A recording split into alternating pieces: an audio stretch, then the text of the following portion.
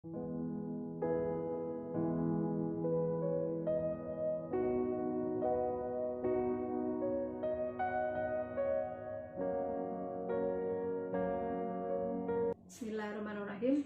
Assalamualaikum warahmatullahi wabarakatuh. Selamat pagi, selamat siang, selamat sore anak-anakku yang ibu banggakan. Mudah-mudahan pada saat ini kalian sehat semuanya. Sebelum ibu memberikan pembelajaran pada siang hari ini, kita sama-sama mengucapkan syukur alhamdulillah dulu bahwa kita masih diberi kesehatan dan kekuatan sehingga kita bisa beraktivitas untuk melaksanakan kegiatan dalam keseharian kita. Kita mulai saja dengan membaca basmalah bersama-sama. Bismillahirrohmanirrohim. Pembelajaran pada siang hari ini kita akan membahas tentang hak asasi manusia.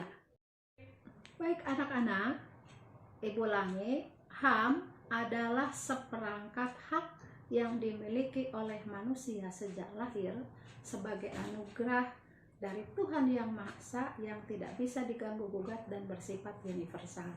Nah, jadi HAM itu dimiliki oleh setiap manusia, siapa saja tanpa kecuali, ya. Jadi tidak dipilih-pilih yang ini yang kecil, yang besar, yang tinggi, yang kurus, tidak, semuanya memiliki, ya. Nah, menurut Undang-Undang Nomor 39 Tahun 1999, HAM adalah seperangkat hak yang melekat pada hakikat setiap keberadaan manusia yang merupakan makhluk Tuhan Yang Maha Esa. Nah, jadi jelas ya tentang pengertian HAM. Jadi HAM itu dimiliki oleh setiap manusia tanpa kecuali. Oke, kita lanjutkan. Tentang dasar hukum HAM. Dasar hukum HAM bisa kalian lihat, yaitu yang pertama Pancasila, Undang-Undang Dasar 1945, Undang-Undang Nomor 26 Tahun 2000, Undang-Undang Nomor 39 Tahun 1999, dan hukum internasional tentang HAM yang telah diratifikasi negara Republik Indonesia. Oke, selanjutnya kita lihat satu persatu. Tadi berdasarkan Pancasila. Nah, berdasarkan sila ketuhanan Yang Maha Esa, dijelaskan bahwa syarat ini mengandung pengakuan terhadap Tuhan Yang Maha Esa dan menjamin setiap orang untuk melakukan ibadah menurut keyakinannya masing-masing. Nah, jadi sila ini menjamin kemerdekaan bagi setiap orang untuk memilih agama serta menjalankan agama masing-masing. Oke, ada yang bertanya? Sudah cukup jelas? Jadi bahwa HAM yang terkandung dalam sila pertama ini mewajibkan kepada semua manusia untuk mengakui tentang keberadaan Tuhan atau wajib melaksanakan ibadah sesuai dengan agama dan kepercayaannya.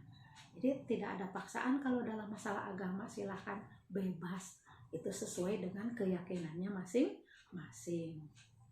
Oke, kita lanjutkan sila yang kedua, yaitu kemanusiaan yang adil dan beradab, yang mengandung makna adanya kesadaran, sikap dan perbuatan manusia dalam hubungan dengan norma-norma dan kebudayaan. Sila ini menunjukkan sikap yang menghendaki terwujudnya nilai-nilai kemanusiaan atau human values. Nilai-nilai itu tercermin dalam pengakuan terhadap martabat manusia, hak asasi manusia, dan kebebasan manusia. Nah, jadi dalam sila yang kedua ini jelas sekali mempunyai makna bahwa harus adanya kesadaran dari setiap manusia tentang hubungan dengan terwujudnya terwujudnya nilai-nilai kemanusiaan atau human values. Namanya juga kemanusiaan. Jadi setiap manusia harus punya rasa mengaku bahwa manusia yang satu dengan manusia yang lain itu punya hak dan kewajiban, ya. Nah, itu saling menghargai, saling menghormati, ya. Oke. Yang ketiga yaitu Sila Persatuan Indonesia. Nah, berdasarkan Sila Persatuan Indonesia ini mengakui hak akan kebersamaan sebagai satu bangsa. Hal ini nampak dari tujuan Persatuan Indonesia, yaitu tujuannya memajukan kesejahteraan umum, mencerdaskan kehidupan bangsa, dan mewujudkan perdamaian dunia. Nah, mencerdaskan kehidupan bangsa. Masih kalian ingat ada dalam pasal berapa itu dalam Undang-Undang Dasar 45 bahwa setiap warga negara berhak mendapat pendidikan dan pengajaran. Nah, pasal 31. Oke. Nah, memajukan kesejahteraan umum. Nah, setiap warga negara itu harus merasa sejahtera hidupnya tanpa kekurangan, ya. Jadi pemerintah itu wajib mensejahterakan kepada masyarakatnya. Nah, mewujudkan perdamaian dunia, tugas siapa itu? Semua warga negara, bukan hanya TNI dan Polri saja yang bertugas untuk mengamankan kepada masyarakat. Jadi tugas semua warga negara punya tanggung jawab semuanya supaya masyarakatnya aman, tentram, ya, damai, saling menghargai, tadi kan saling menghormati. Oke, sila yang keempat. Berdasarkan sila kerakyatan yang dipimpin oleh hikmat kebijaksanaan dalam permusyawaratan perwakilan. Nah, sila ini hendak menunjukkan bahwa kekuasaan yang mengatur negara diberikan kepada rakyat atau kedaulatan rakyat. Nah, tujuannya adalah untuk mengambil keputusan yang berdasarkan kebutuhan tekad dan mufakat.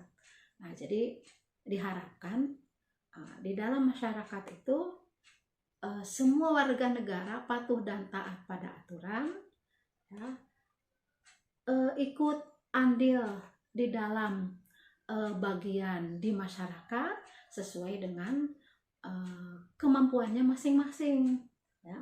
Jadi kalau ada Pak RT mengundang untuk musyawarah, nah diharapkan warga masyarakat itu datang, ya.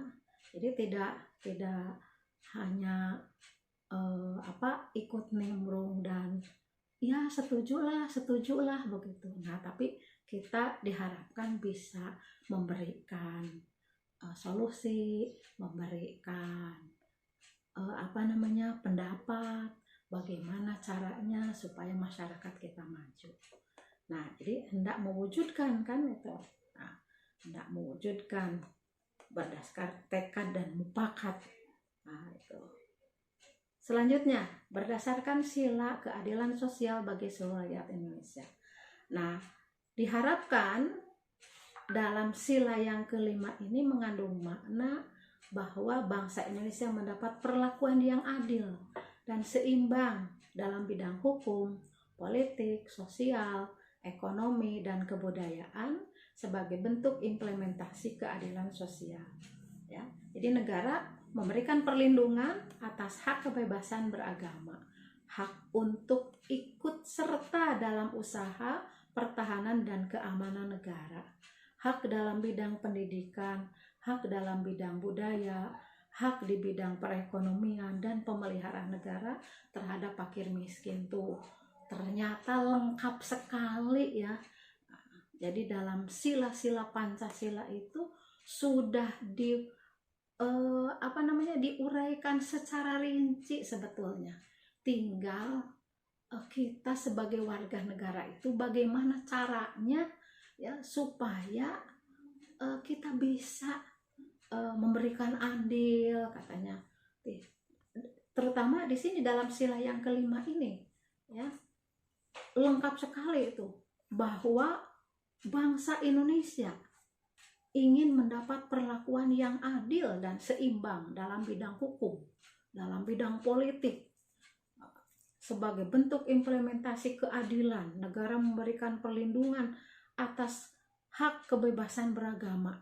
Nah, itu tinggal bagaimana caranya kita sebagai warga negara dapat mengimplementasikannya. Nah, terutama kalian sebagai generasi penerus, ya. Jadi jangan hanya iya, oke, ikut begitu. Nah, tetapi harus mampu untuk memberikan sesuatu kepada masyarakat. Nah, apalagi sekarang kan sudah kelas 12. Nah, itu harus sudah mampu. Nanti kalau sudah mahasiswa, nah itu lain lagi ceritanya ya. Gitu. Jadi tentang hak dan kewajiban warga negara di situ juga sudah tercantum ya. Jadi tentang HAM ini sangat lengkap sekali ya. Tuh. Oke. Ciri-ciri HAM. Ciri-ciri HAM. Nah, pertama, tidak dapat dicabut. HAM tidak dapat dihilangkan atau diserahkan. Yang kedua, tidak dapat dibagi. Semua orang berhak untuk mendapatkan semua hak, baik itu hak sipil, hak politik, hak ekonomi, hak sosial, dan hak budaya. Yang ketiga, hakiki. HAM merupakan hak asasi semua manusia yang sudah ada pada saat manusia itu lahir. Yang keempat, universal. HAM berlaku bagi semua orang tanpa memandang status, suku, jenis kelamin, atau perbedaan yang lainnya. Oke, jelas mungkin ya tentang ciri-ciri HAM. Kita lanjutkan. Macam-macam HAM. Nah, nanti kalian bisa membacanya lebih rinci lagi dari ciri-ciri HAM tadi. Nah, sekarang macam HAM. Ada hak asasi pribadi. Hak yang masih berhubungan dengan kehidupan pribadi manusia. Yang kedua, ada hak asasi politik. Hak yang berhubungan dengan kehidupan. Yang ketiga, hak asasi hukum. Adalah kesamaan kedudukan dalam hukum dan juga pemerintahan. Yang keempat, hak asasi ekonomi adalah hak yang berhubungan dengan berbagai kegiatan perekonomian. Dan yang kelima, hak asasi peradilan ialah hak untuk diperlakukan sama terhadap tata cara pengadilan. Dan yang keenam, ada hak asasi sosial budaya, yaitu hak yang berhubungan dengan kehidupan bermasyarakat. Nah, ini diantaranya macam-macam HAM. Jadi tadi kan sudah disebutkan, hak asasi itu hak yang paling mendasar. Ya. Itu asasi itu kan mendasar ya. Nah, ada hak asasi pribadi, hak yang paling mendasar yang kaitannya dengan pribadi, kehidupan pribadi manusia. Contohnya apa? Hak asasi pribadi. Hak asasi yang berhubungan dengan kehidupan pribadi manusia. Contohnya, misalnya hak hidup. Nah, itu kan hak asasi yang paling mendasar ya.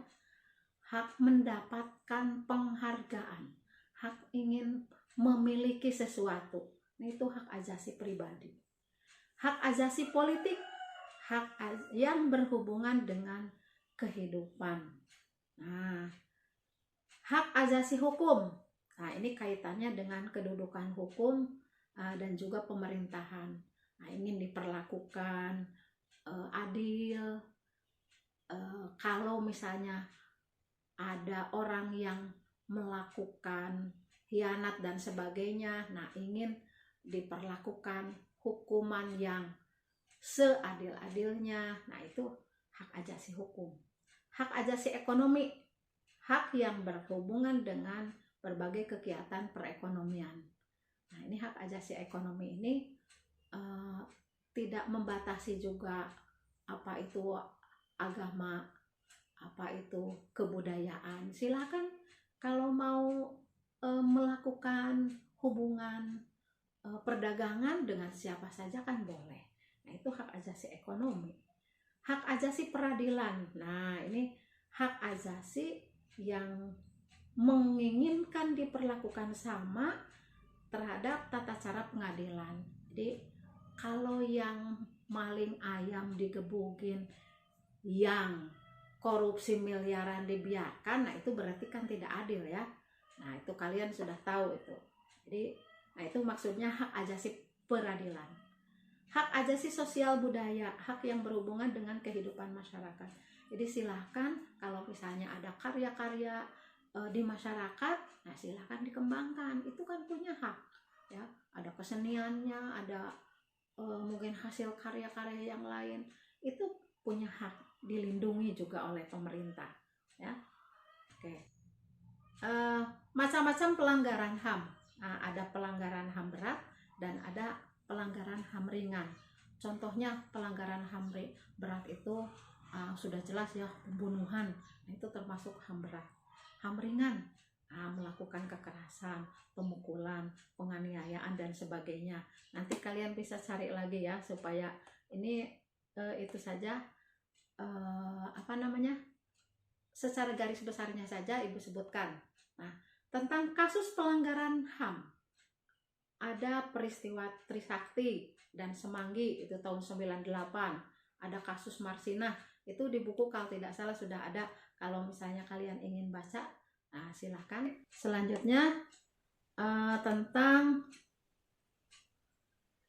upayanya, bagaimana kira-kira upaya. Nah, Ibu sebutkan 2 saja di sini tentang penegakan pemerintahan melalui undang-undang. Nah, di situ sudah dijelaskan dalam pasal 27 ayat 1 tentang persamaan kedudukan warga negara di dalam hukum dan pemerintahan. Pasal 28 juga ayat 1 dan 2 tentang hak mengeluarkan pikiran dengan lisan dan tulisan. Nah, yang kedua, nah itu ada pembentukan komisi nasional. Ada Komisi Nasional Perempuan, Komisi Perlindungan Anak Indonesia, ada Komnas HAM, dan pembentukan pengadilan HAM juga penegakan melalui proses pendidikan. Oke, Ibu rasa sudah cukup? Ya kan? Terima kasih atas perhatian semuanya. Mudah-mudahan kita diberi kesehatan selalu. Kita tutup dengan baca hamdalah bersama-sama. Alhamdulillahirrahmanirrahim. Wassalamualaikum warahmatullahi wabarakatuh.